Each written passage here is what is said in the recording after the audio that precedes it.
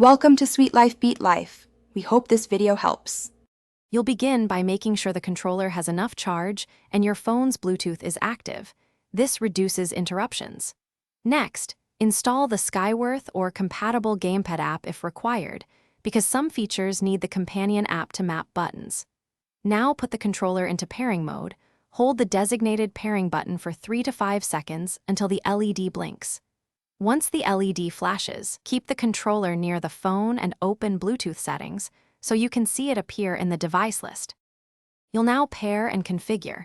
Find the controller in your phone's Bluetooth list and tap to pair, accepting any prompts.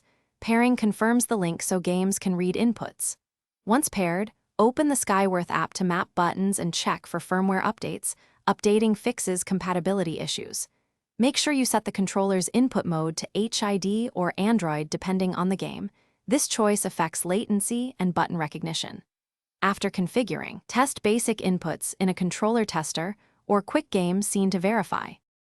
Finish by launching the game or app you'll use and confirm every button and stick responds. Calibrate dead zones in settings if analog drift appears. If the controller doesn't pair, restart your phone and controller, then delete any previous Skyworth entries from Bluetooth to avoid conflicts. Should issues persist, perform a factory reset on the controller following its manual, then re-enter pairing mode. One key troubleshooting tip: intermittent input often resolves after a firmware update or switching between HID and Android input modes. Thanks for watching.